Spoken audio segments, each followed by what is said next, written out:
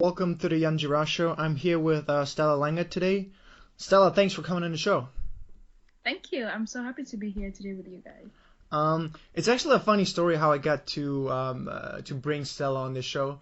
The other day I was talking with Stella about all sorts of different things for more than an hour, but she was asking me so many questions, and I thought, wait a minute, she also has quite an interesting story to tell. So I decided to bring her on the show. That's why she's here, and I'm really thankful that you came on the show, Stella. So Stella is from Kenya. She studied in Italy and the US. And I've been staring at your Skype account for the past 30 minutes because I couldn't get my Skype recorder to record the show. So I found out about one thing, and it said, the world is cruel, but it's about being smart. That's what your Skype profile said. So I can't help myself to ask you, so in what situations in your life have you been smart? That's a very good question. I think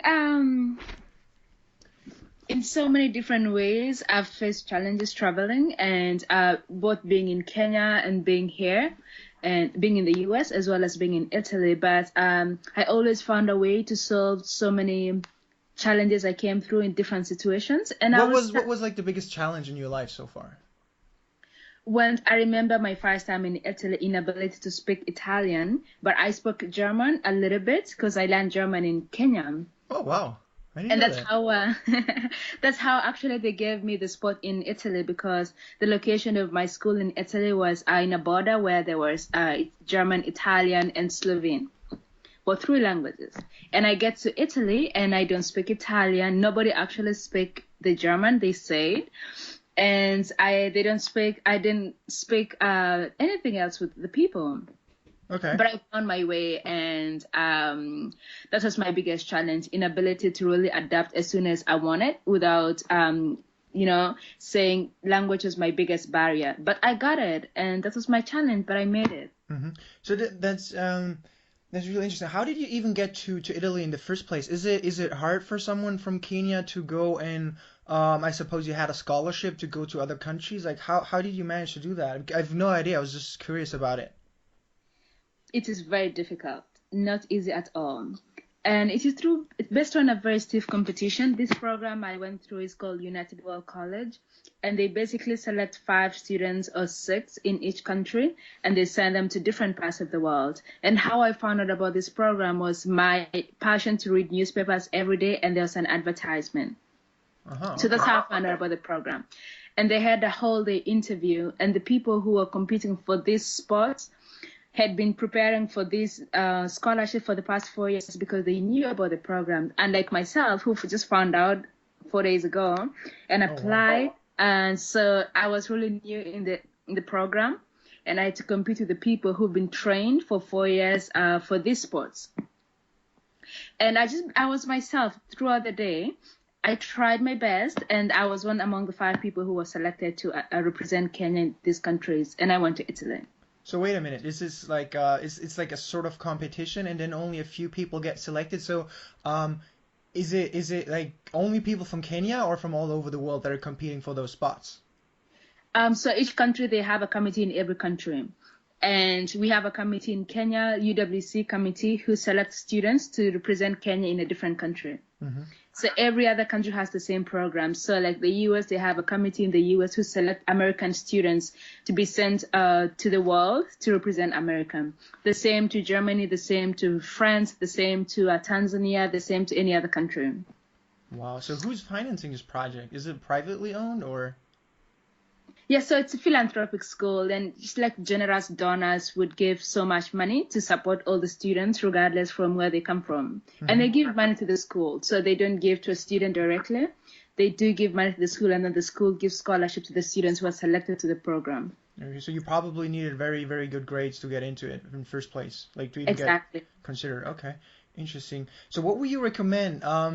Like let's say I'm sitting in Africa, in Kenya, or in Ghana, or wherever, or maybe in Asia, and I want to apply to the school. What would you recommend people? What would you recommend me to do? Like let's say I have a week left. What would you recommend me to do in this week? Or yeah.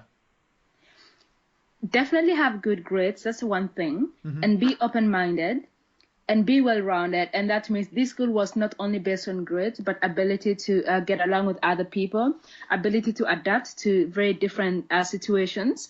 So that means if you are in school and you play different sports or you attend different clubs, creative things, or you're a creative person, all these combinations make you a very unique person who can be sent to represent a country not only academically, but if you have to represent Kenya in a debate, you know what's going on in Kenya, what's going on actually within your neighboring countries. So all those little qualities are really important. So that's one thing I would recommend, your grades and being a well-rounded person. So that means you not only were you studying quite a lot, but you also did a lot of extracurricular activities back in Kenya. Yes. So how I've no idea. I've never been to Kenya. So how did your day look like in Kenya? Like you got up, you worked 20, I don't know, like you studied 8 hours, 9 hours. So how did it look like for you? In Kenya, we have a different, or most of the African countries, actually, we have boarding schools for high schools. And that means you go to school for 3 months away from home. And it's not really like the American system. I've seen how the schools are. You go to a school close in your town or like in your county. And like that in Kenya, you go far away from your hometown. Starting at what age? Depends. So for my case, I went to boarding school in grade 7. So how 6. old are you? Like 12, 13? 12, that's right. Okay. So I went out when I was 12, and I was in a boarding school, and my mom would come and visit once in 3 months or once in 2 months. Wow. And then I would go back home for 2 weeks, and then I come back to school. And when we are in a boarding school, we don't, it's like your maximum time, all 90% of your time is studying. And so you sleep less. You have to wake up at 4 in the morning, and nobody is forcing you to wake up. But, all your peers are waking up to really study hard at 4 or 5 in the morning, and then you go to bed at 10. Is it every school or just private schools? Most of the schools, mainly public schools. Okay. Is it because because the stuff you have to work on is so hard, or is it because you put pressure on yourself or by the peer group, or how? Is it really effective? Because I can imagine if I get up at 4 and work until 10, I usually I can't focus longer than 20 minutes. Like, is it even effective? Like in your experience, or? So I don't think it's a very sustainable way of studying, to be honest, because those are the things I've faced when I am here. Mm-hmm. So when I was in Kenya, I was a school captain, and that means all the students, your example, your role model, all students want to be like you, and the students do choose you to lead them. And then the teachers will approve the student selections, and they go through all these interviews to make sure you're the right person to lead the school.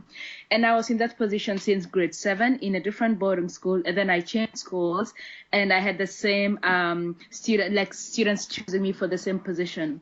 And so I would wake up at 4 in the morning, or like 4:30 in the morning, or 5, and I'm in class within the next 15 minutes after waking up. And I go to class and everybody's following, everybody say, Stella, woke up. Or say, okay, there was a bell that rang at 5 in the morning. Everybody has to wake up. And then, but the thing is, they didn't consider that not everybody is a morning person. Mm-hmm. So that was a big, that I've learned is a big difference. And also you are told you have to study a lot to understand, but that's not the point. Some people can actually read less information and can understand everything.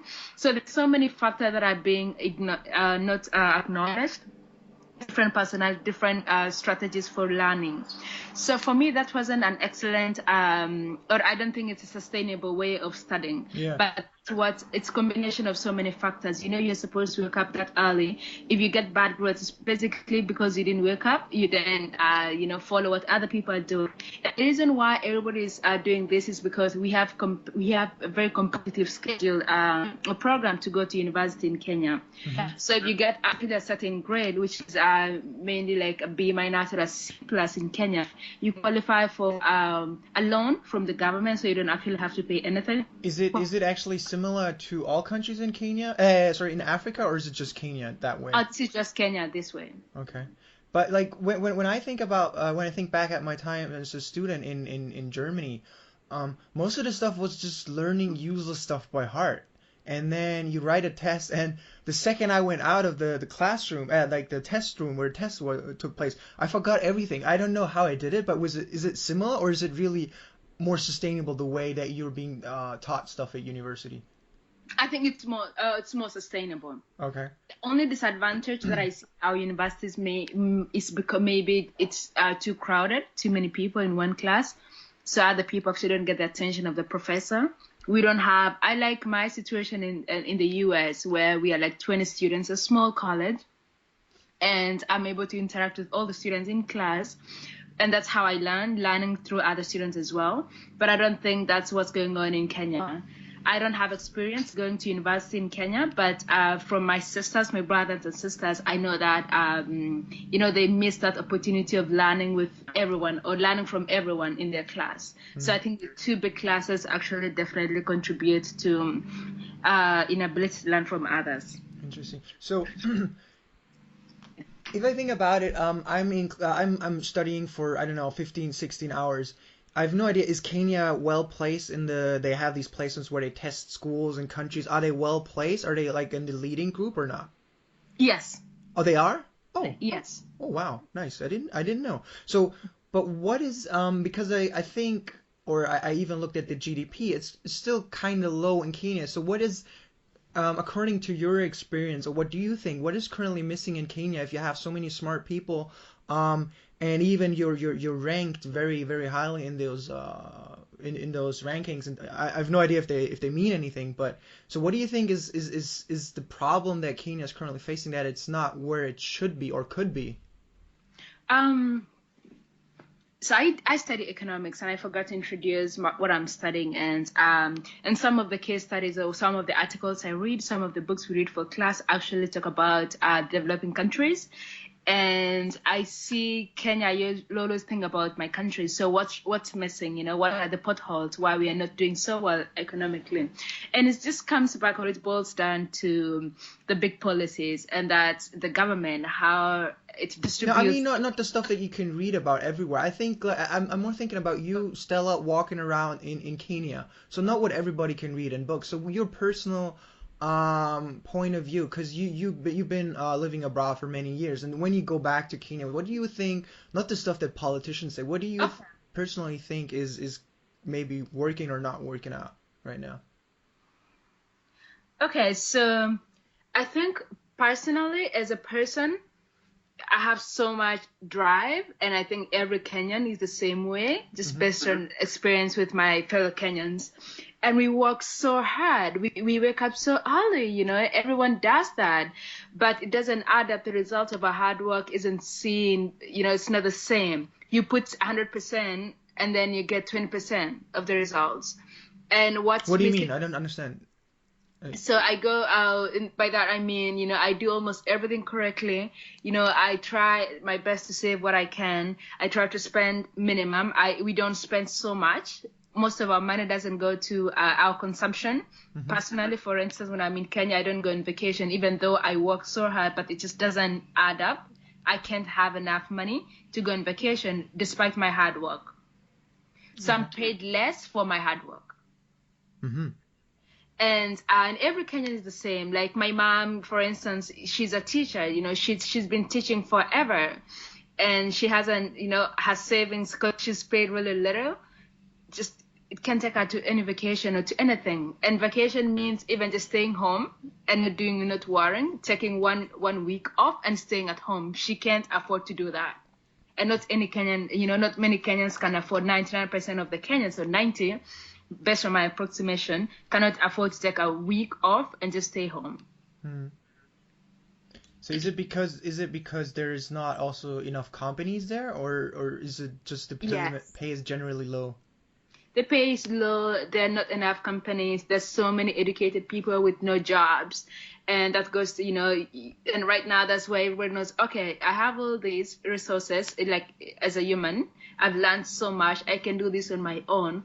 And that means I can start my own business or work with the people that I know that have no jobs. They're grouping together and saying, okay, we all don't have a job, but we can do this on our own. We can start our own thing. And I love that right now. That's a spirit going on. So that's currently happening, like initiatives there. Are they started by private individuals or government, or how does it happen?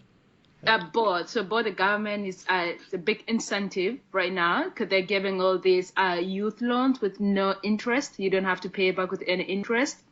So people are trying to take advantage of that, but also people are not driven with that. Right now, it's all about working with the people in your own field, and that one in the field that means unemployed people like you, who are very creative and who are willing to extend their resources. And I'll give my own example. Right now, when I'm working with a team of Kenyans to start our company, we need somebody to work on our intellectual property. Oh, the bra company, right? The bra company. Okay. One of my teammates, the brother is a lawyer, so he's actually giving all the services to us for free. We don't have to pay for a lawyer. Mm-hmm. My two siblings are in the IT sector. They are analyzing, okay, if our security, this information security, that means on the internet, or for the logos, giving us the leads, making sure that we are not being ripped off, or we are with the right people.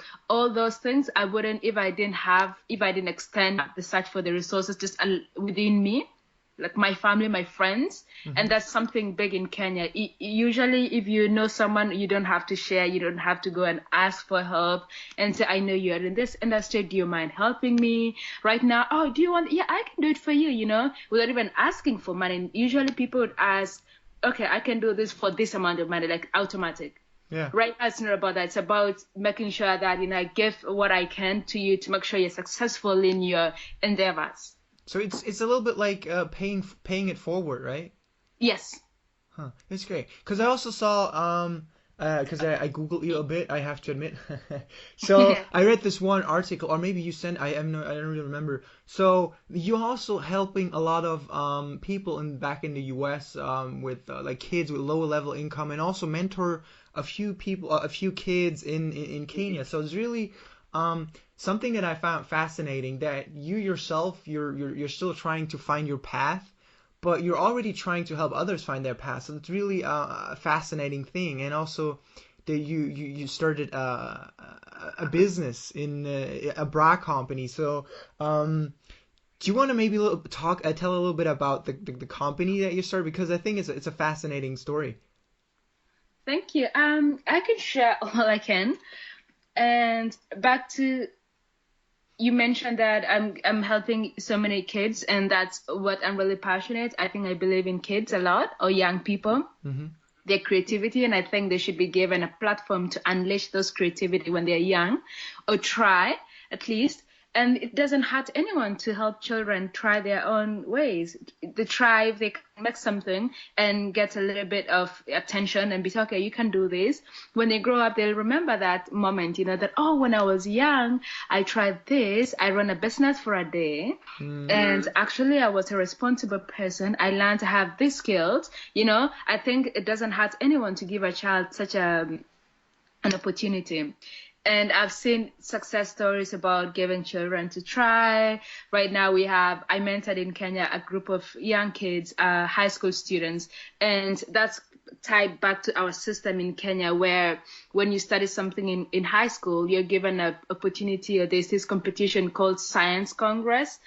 And you just work with a team and come up with an idea, and then you go and present, you compete and see how viable your idea is. And it stops there. When at some point when I was in high school, I did the same competition, we were coming up with a device to measure the houses, to make sure the house is really straight and it's not going to collapse, all those things. And it was just like a simple idea, and we were among the top in the country.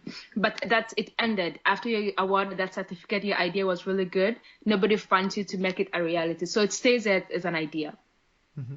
So I saw this. So when I think back to Kenya and think to those moments, actually we got a certificate for, coming up with this idea, but nobody really asked if we could actually try this out. Mm-hmm. So one of the organizations that I worked with when I was a freshman in the summer was giving that opportunity to the children to try. They went to high school and said, okay, so we have this Science Congress. And when you guys, after, evaluating which idea is good, let's give you the funds to make it a reality and try it out. And then after that, you're mentored for 1 year or for 2 years, depending on how available you are or how you are actually serious about making it happen. And there have been very success stories about that project. So it's coming back to, giving children the opportunity to try and see if it works out, and see, if the parents are actually willing to let the kids to go outside, their normal way of learning and all this structure. You have to finish high school, you have to go to university directly. You can't stick to gap years and just work on your own thing, So I like that. So was it really like the project you initially started? Was it implemented then afterwards, or? No. No? Okay. No, and I don't want to. Right now, my thought is there's so many ideas like mine when I was young. Yeah. And so many, it's the same. Policies haven't changed in Kenya about running for Science Congress. But what has changed is people are actually looking at those projects as real things, and children are being given opportunity to try those out in reality. Mm. So I'm happy that's what's happening right now, and I wish it was during my time.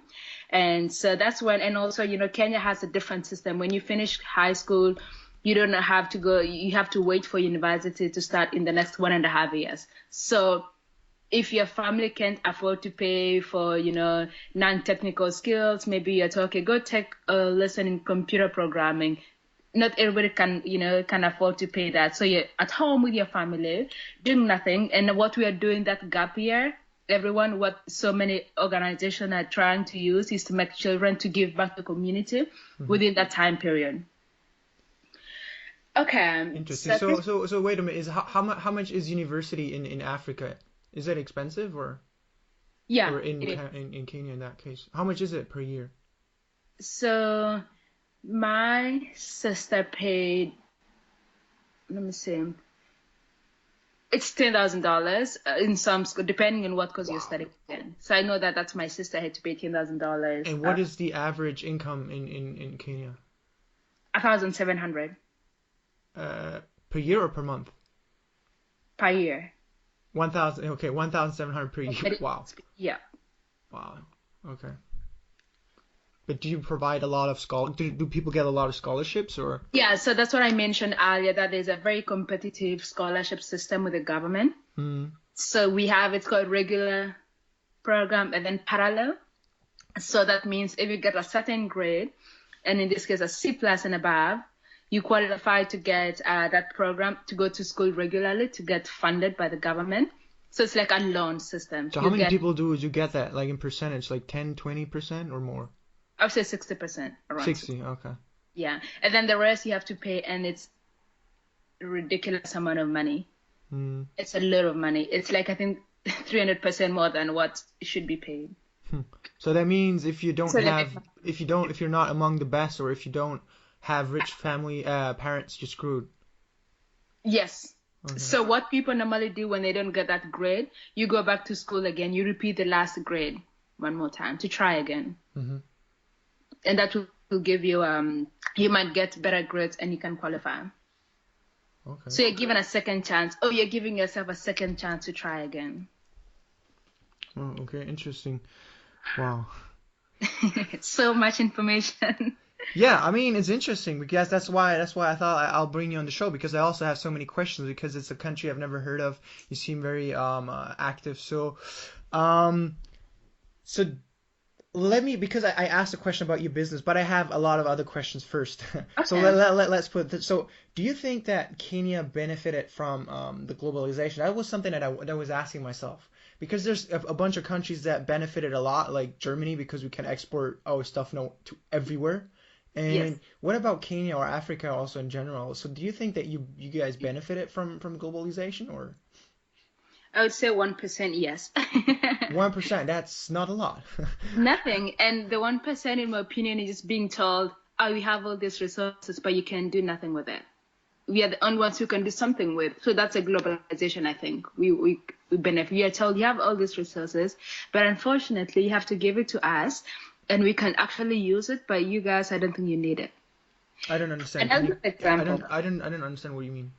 So, back to Kenya again. I like using Kenya because I don't want to make assumptions. That's where you're from. Yeah, exactly. And so I will use Kenya as a country that has a lot of resources, We don't have oil. We just discovered oil. We have raw materials, Oh, you mean natural resources? Okay, yeah. natural resources.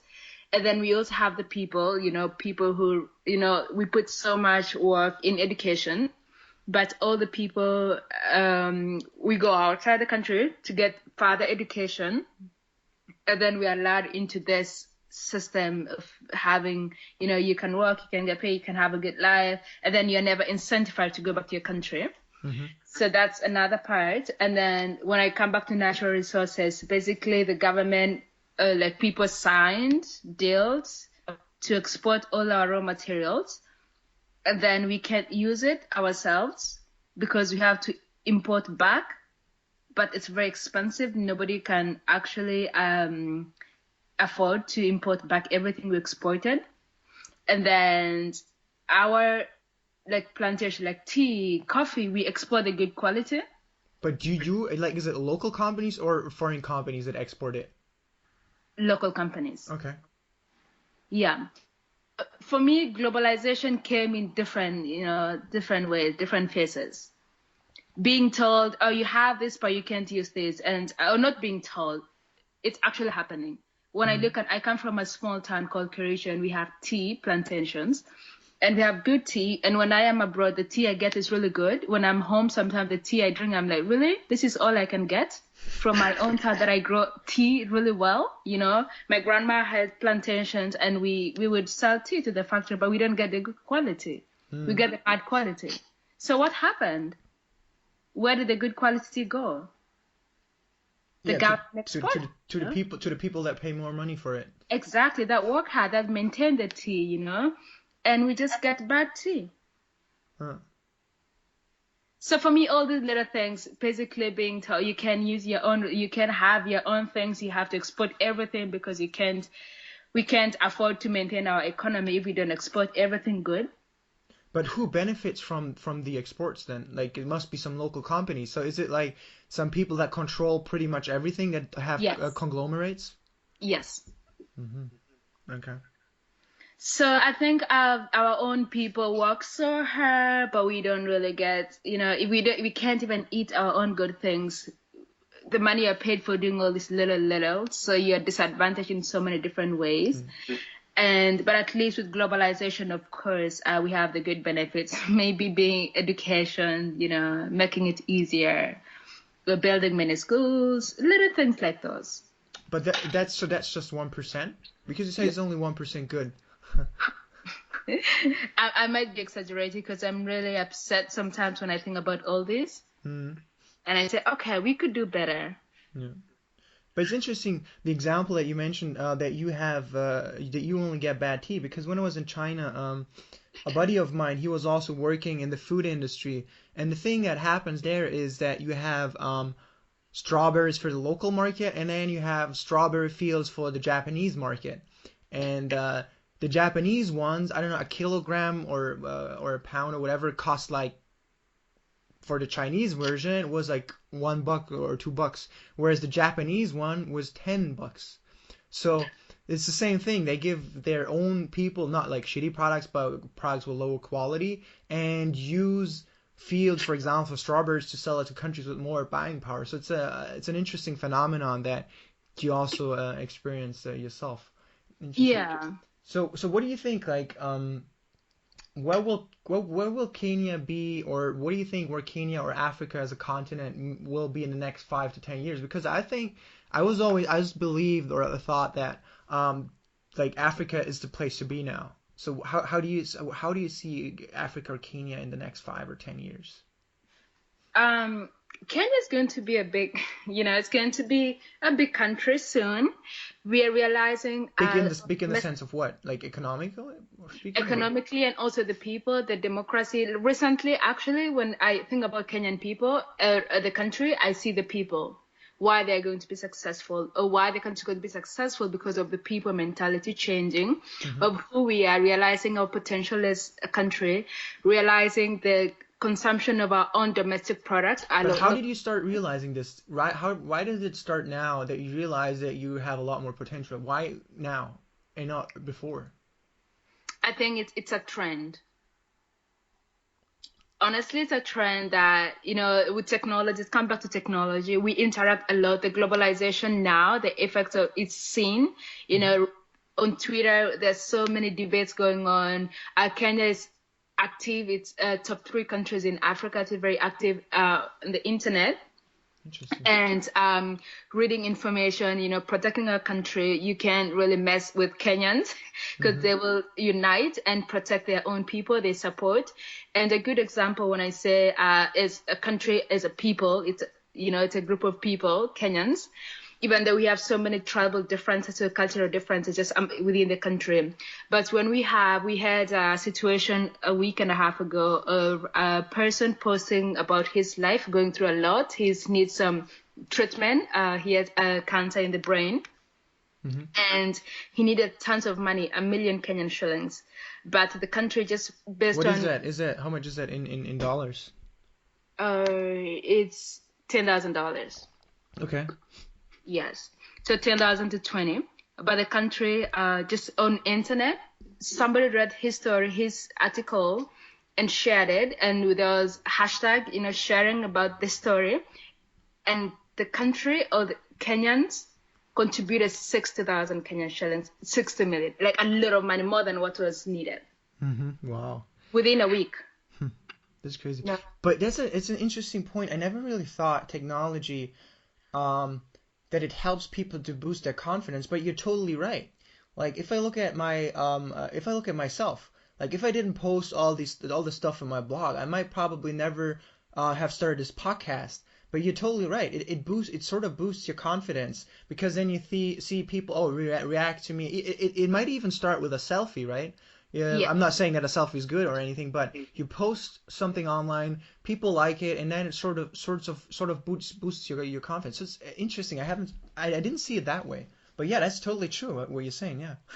Yeah, and also I remember I'll just have to mention this, but we've had a lot of issues with, the international journalists, seeing Africa only as a sad place, they don't really portray the good side of Africa. They're always ready to, they see the negative side. And right now, I see Kenya and we have a hashtag Kenyans on Twitter, KOT. Okay. And CNN, in this case, I just have to be honest, has had a lot of trouble with the Kenyans. And when there was a Global Entrepreneurship Week, the summit in Kenya, and the title of the article of the president going to Kenya, the president of America going to Kenya to attend the summit or to host the summit with our president, was the president was going to a hotbed of terrorists, of He was terror. what? I didn't get it. What?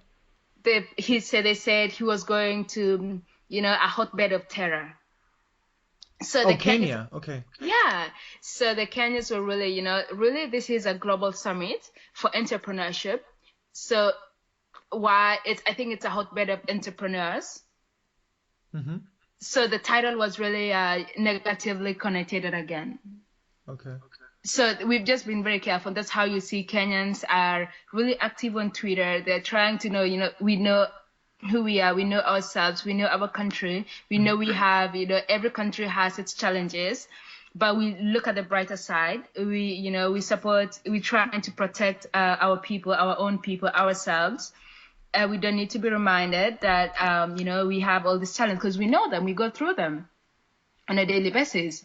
But we are trying to see the brighter side and say we'll come up with a solution, or we're trying to be aware. So it comes back to Kenyans uniting and understanding and knowing how we are portrayed by other people who actually don't live in a country or don't really know the daily basis. They only, I don't have to say much about how they do it, but yeah, Kenyans unite on these matters. Okay. Well, interesting.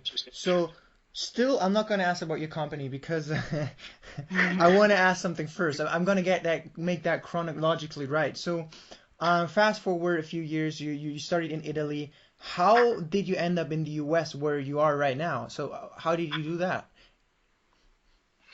So the program I did in Italy was 2 years program, studying international baccalaureate, but in a combination of 3 other things. So social part, which means you have to give back to the community where you are, and in Italy, in my case. And what I did was working with the elderly, going to an elderly home every Tuesday for an hour and spending time with the elderly ladies. Mm-hmm. And then you have to be creative. And my first year activity was a club attending conflict resolution, where we would speak about the global issues with the people, with the students. And then my second year, my creative was being in a drumming club, where the local people would come in and we'd play drums, and we were part of it. And we'd go and perform. Yes, and we'd go and perform in the towns or in the cities, in events. I didn't know they played the drums, but okay, interesting. We have a Brazilian drama club in Italy, and these are people who live in Italy, and they've been doing this for years. So they incorporate, they have a partnership with our school and with the students. So I joined the club and I loved it. I learned a little bit samba, playing samba in drum. Okay, so that was my creative activity in my second year. And then you have to do physical activity, and I did swimming for 2 years. So for me, and no, every program in every country that I mentioned or I didn't mention, we have 14 schools, UWC schools, and one was in Italy, and the other 13 are all over the country, all over the world. And you don't get the diploma if you don't do these three things. Social. And how did you end up in the US then? So after the 2 years, you apply to US schools or in Europe, or if you want to go back to your country, you can do that. But they have a partnership with the 96 US schools, and they have scholarship for you, $20,000. Mm-hmm. And so the US school would come to our school and advertise their programs, and then you choose 7. You apply 7 of them, and whichever you get accepted, and if you're based on what you're looking for, you're given full scholarship, and then you choose what location you want. And for me, I had 3 choices to make, and I chose Skidmore College. Which is in New York State, right? In New York and in upstate New York, yes. So let's imagine I am a kid in Kenya or any other African country, and I want to do the exact same thing, not the exact same thing, but I want to attend a school or get a scholarship that allows me to broaden my horizon, go abroad. Like, what would be the steps to follow? What would you do? Or I know that you don't like to recommend stuff, but just hypothetically speaking, what would you do, or what did you do so that it worked out? There's so many different programs all over the world, and you have to look up the school specifically. They advertise on the newspapers, they advertise on the internet now, and you have to apply. Sometimes they have agencies, and so it's just about looking for the opportunities, always looking. You have to be on the lookout every time. And there's so many in the UK, there's so many in the US, but it's about looking for these opportunities or asking the people who are abroad. When I am here in the US, I have so many Kenyan friends or friends of other friends who ask me for this, and I send links. I sometimes share what I can. I say, okay, there's this position, or there's a spot here. You might try to apply. You need all this. There's so many documentation you need as well. And you have to be ready for this journey. And when I say journey, it's a preparation. You have to do some tests, SATs. You have to do, you also have to present your Kenyan documents. You have to present your passport, all these things, but it needs preparation. And in Kenya, to get a passport, sometimes it takes 3 months, it takes 2 weeks, it takes 6 weeks. And so that's also part of the journey. Okay, so let's say I have no cash whatsoever. Everything I have is maybe access to in an internet cafe shop somewhere in Kenya. So what would you recommend me to do? I wanna do something similar. So what would you recommend? Like, I have no cash, my family's poor, I maybe am able to get on the internet once or twice a week. Yes. Okay. And I remember my case. I actually paid for my own passport, and I was just from high school and I didn't have any money. But I lived with an aunt for 6 months after my high school in Nairobi, and she was really supportive. I would go to the internet cafe as well, and I will look out for opportunities. And when I find one, I will ask and say, okay, I need money to apply for this, and this is like only $5 to send my application. Mm-hmm. So it's about asking the people around you again. You don't have to be stuck inside, don't have money. And Africans are very close people. They are always there supporting these little things. We have a Harambe spirit, which is fundraising. Say it again. It's like Harambe spirit. So that's even based around national anthem and national spirit. And it's informal way of helping other people.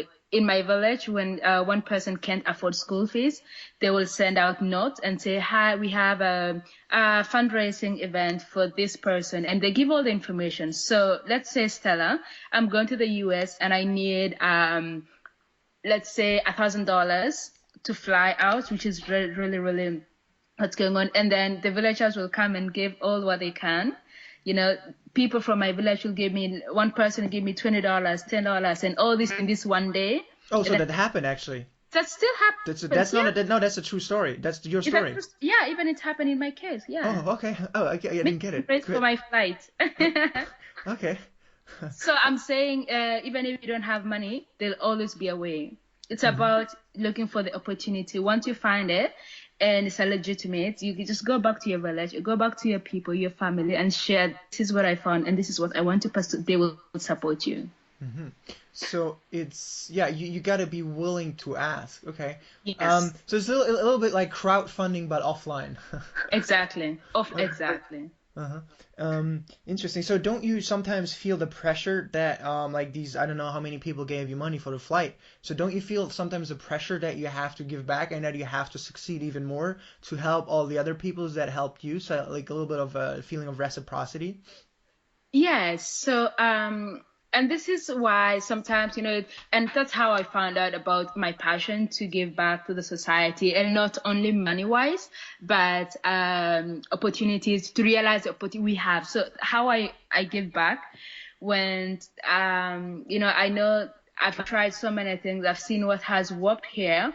And I remember my village, I say, okay, so this can actually be done. And I contact people in my village and say, hi, I have this idea. Do we want to try? And have my siblings who would help me to actually make that happen. And this is a way of, you know, always connecting back to your people. I'm not forgetting where I come from, who helped me. And there are some fundraising events also happening in Africa or in my village. And I still give. You know, when there's a fundraising event, you know, my mom would say, okay, I'm going to this event today. We are fundraising for this so and so's child is going to school. And I gave my portion. Wow, this is great. I'm sure, I don't know, maybe it works in Europe as well, but I don't see like that people are still so close. Did you over the past few years, did you see that changing with the internet, that people stop supporting these things, or did it even get bigger and accelerated through the internet? Or you know what's funny? My village, we have a WhatsApp group. Okay. And right now we are working on. So there've been it's been 1 year going on this WhatsApp. So wait, how big is your city? Like how many people live there, or town? My little village in Kericho, it's 10,000 people. Okay. Yeah, it's a small village. And we have the people I have on my WhatsApp is 88 people. Okay. On WhatsApp. And this is the people they went to school with my brother, but we're in the same village.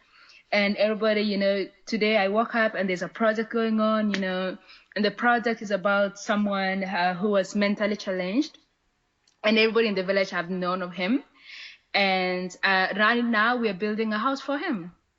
The village, like the villagers on WhatsApp, we are coming up with these ideas and say, okay, so we know he's homeless now, so we need to build a house for him. And then what I'm seeing happening is one person say, okay, we know a person who can construct houses in our village. And we come up with the names of our own people.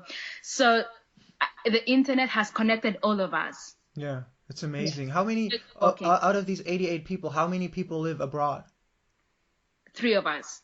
3 of you, okay. So it's a little bit like, so it's a little bit like this diaspora thing that I know, for example, from the Balkans.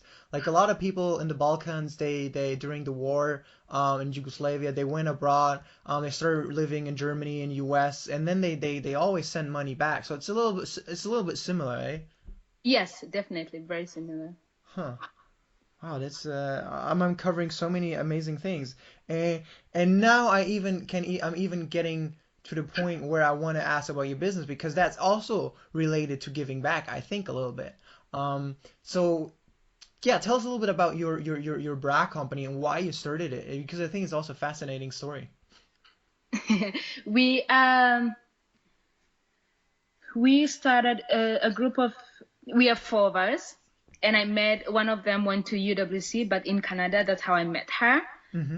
And the other two ladies went to high school with this one person that I know that went to UWC with me. So it's a group of three high school friends, then plus me.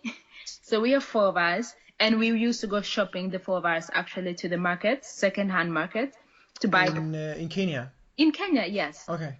And then, we started talking, okay, so we are really tired of going to the market, doing the same thing over, and why can't we just make our own bras? And why can't we supply the country? So that's how the idea came up, and then we developed it to a better idea, came up with a whole plan and how we want to do it and what we needed. So we knew that we needed some funds. Then we started contributing from our own pockets. And we went to the competition in Skidmore, and we got the funds, $20,000. And now we are working on it. So we want to basically produce bras and sell it to Kenyans. But what is the problem of the existing bras in Kenya? I didn't get it. They're used. Okay. So these are donations from Western countries who donate clothes to Africa, and they donate secondhand, like used underwear as well. Wait, they donate, and then you have to pay for it? Yeah, so they donate, and we have, when donations, the churches or the little communities here, they donate clothes, and then they ship it to Africa through some NGOs or through some, willing people who want to ship items. When they are in Kenya, there are people who receive at the port of authority or through flight, and those people, that's their business to sell. Okay, but they should actually not be making money with it, or? Yeah, but it's a long structure. That's the thing. We don't really understand how all this partnership happened within the Western countries and our country to have this partnership of free things, and then they're sold. Yeah, that sounds like a great business idea. You get something for free, and then you can make money with it. That's a great business idea. I like it too, but when you think anybody, you can buy secondhand phone, secondhand computer, secondhand car, but not secondhand underwear. Or you can give someone secondhand underwear, for God's sake. It's lowering somebody's dignity. So you don't get new underwear, or? The one we have in the country are very expensive, and only people from high income can afford, and not middle class or low income Kenyan. And how many percentage high end people we have in Kenya? It's not like really big. We have income inequality. Like how many people are high income? Like 1%? No, more than that. I don't know the exact amount, but I would say maybe 10, 20. What do you understand by high income in Kenyan measurements? Like so 10,000 US a year or more? More. Okay. Let me see. I can't actually give a number. No, you don't have to Google it. Yeah, I don't want to. Okay, interesting. There's an estimation. Yes? So you're basically offering new bras that are affordable. That are high quality and affordable. Yes. Okay, interesting. So did you already start selling some of them, or? No, we're in the process of making them, manufacturing. Mm-hmm. Okay. And then, so we'll ship them to Kenya whenever they're ready. And we are excited to give people what they're looking for, what they need. Yeah. So do you already are in touch with shop owners that are saying, yeah, we want to sell them, or? Yes, we have a couple. We can't reveal right now. Okay. And but we will have a website. We'll have marketing definitely going out, and we'll have the radio shows, and people will definitely know where they can find us. But it's insane. Like, how come that nobody ever tried to do that? Because I don't know if like it's complicated to buy bras these days. But why did nobody like come up with the idea of solving this problem? Because it's obviously a problem. Because I would never want to wear someone else's underwear. So how come that nobody tried solving that problem before? It was banned. The selling of used underwear was banned in 2010. But it comes back to globalization that I mentioned earlier, that basically the textile industry collapsed in 1991 in Kenya. What do you mean, the textile industry, the factories, or? Yeah, so it's collapsed because of corruption and nobody would maintain it. Mm-hmm. And what happened in result of that is we had to export. We do export till now all the raw materials of cotton and so many fabrics. And we don't have the machinery to process the raw materials. So we have to export all the raw material and then import back, and that's expensive. Yeah, but you could easily like go on on Alibaba and do the same thing out of Kenya, no? Exactly. So that was our actually first idea. Mm-hmm. And I don't disclose so much. That's our first idea, but we don't have the ability to do that, the capital. Okay.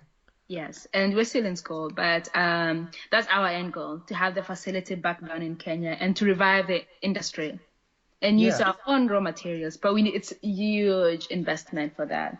And we are working on it. We'll be there soon. Wow, that's it's interesting to see and understand where the problems are. But I think it's a great idea to maybe even start a small shop where you will then produce those bras instead of producing them in China. It's really spurred the local economy. Wow. So I So we're have. actually doing it in Sri Lanka, not in China. We're producing in Sri Lanka. Oh, okay. Good. So what do you think? How could young people from Kenya benefit more from like the internet, what's going on right now? As I said, you could easily go on Alibaba or like small quantities. Like let's say I have internet access, I sit in Kenya, I think like what the hell? I want to make some money. I want to make some money to afford school or whatever. Like what would you recommend people? How could they tap into the potential of the internet? Because these days you barely need any money anymore to start something. So what would you recommend like to Kenyan guy or Kenyan gal who's sitting there and it's like what the fuck I'm sorry, I don't even know if I'm supposed to say that what I just said. So what would you recommend them? So internet can be used in two different ways. You can use it to waste time and you can use it to find things. What was the first thing you can use it for? Wasting time. Right? You can waste your time. Waste your time. Okay, yeah. Yeah, on the internet. And that means doing nothing. But internet can be a source of information. There are opportunities out there. There are people, there are Kenyans advertising. They need local Kenyans.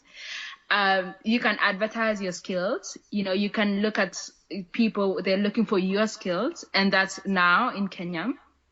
And you can ask for help. You can ask for anything you want on the internet, and Kenyans will help you. You don't have to go outside the country to get help. Oh, do you have like local platforms for that? We do. Okay, interesting. Right now, Kenyans are, we want to build like our own technology. It's like building our own computer, kind of a setup, but not computer, just using as an example. Mm-hmm. And so use the internet for the to exploit all the local resources first before even trying to go outside, because that's expensive, first of all, to fly out, to maintain yourself. Yet you can use the same money to actually make yourself a better person in Kenya. So, and when I am here, I see all these challenges. I see so many, immigrants. Here we are really suffering, and even I say the world is really cruel. It's really violent, but it's being smart. Yeah. And it comes back to, I am here. Okay, so I came here, and if I don't ask for help. And help means find information, and help means I need one other book to read that I couldn't buy it when I was in Africa and I didn't find, or just a little bit of information. And you can get all this on internet. There are books you can read that can give you information. So for me, I just try to say use internet for the best, to get the best out of it. So I was just thinking about is our platforms like Fiverr? I don't know if you're aware of Fiverr. It's a platform where you can share your skills, like let's say, design me a book cover, and then you get $5 for it. Are those services popular in Kenya? Because I think like yes. If I'd be sitting in Kenya, I'd be like trying to learn those skills and make a Fiverr account or something. Is that popular? Yeah, so it's picking up really well. Okay, okay, that's good, because that's something that I think I would probably like go on Fiverr and offer people to design book covers for $5, or album covers, or whatever kind of thing. So okay, that's picking up. That's great. Cool. So, Stella, one last question. Yes. Where do you see yourself in 5 to 10 years? Oh my God, I'm such a global citizen, I feel. I mean, On not from a everywhere. location wise, not from Yeah, location yeah. wise, but you know. So I see myself. Wow, that's a big question. It's open end, yes? Or make it 5 years. No. Okay. I'm still going to be in school, honestly. In 5 years? Yeah, I'm gonna go back to school. I'm gonna graduate next year, and then I'm gonna run my projects at the same time as working, and then I go back to school in 2017. Sorry? Into? 2017, that's when I'm planning to go back to school for Oh, my okay. master's and then for my PhD. Mm-hmm. So that's all 5 to 10 years, 7 years maximum. So I will still be in school, honestly. Okay, but you will still try to run your own project at the same Yes, time. definitely. I forgot to, I don't know if I forgot, but last summer I was in Madagascar doing another project with my roommate for when I was roommates with her in Italy. And that's a project I was really passionate about, just raising awareness about global warming in islands, because I know islands will suffer the most from global warming and climate change. And I really want the people just to be aware about that fact and protecting their own countries or protecting their own resources, conserving the environment. And that's something, it's one of my message I want to pass across and to raise awareness about that. So I see myself also, I know I'm going to go back or I'm going to do more of that work, raising awareness about environment. And the women should know also how to be aware of cooking, in that fumes from firewood and how it affects the lungs and how they can protect themselves and how we can improve that. So that's one of my long-term projects again. Mm-hmm. And that's one of the things I'm working on between now and for the next 5 years. Wow, okay. That's very ambitious, but I like it a lot. So Stella, um, is there anything you want the listeners to check out, a website or anything that you want them to know about? Let me see. Let me remember my favorite website. I think NPR. I don't know if you're familiar with NPR. NPR, sorry. Okay. It's a website, and we also have, like, for the Africans, honestly, who would listen to this, check out Opportunities for Africa. And it's a Facebook page, and we also have a website with all the opportunities you need, or most of the opportunities you need. Mm-hmm. It's called Opportunities for Africans. Cool. So you don't even want them to check out your own project? No, No? not Okay, yet. that's good. That's good. That's good. That's good. Well, I Stella. don't think accomplished yet. No. Oh, okay, okay. Don't be afraid to show your results, even when they're not perfect. I try. So, Stella, thanks so much. I will listen to this right away because there's so much information, and I don't know. Maybe at one point I'll go to Kenya. It sounds like a great country. You should go. It's a hotbed of entrepreneurs. And Perfect. people want to learn so many things and share so much information they know with a lot of creativity. They're also very, very authentic. That's what I love about Kenyans. Great, great. Stella, thanks so much again. Thank you for having me. Thanks. Bye bye. Bye bye.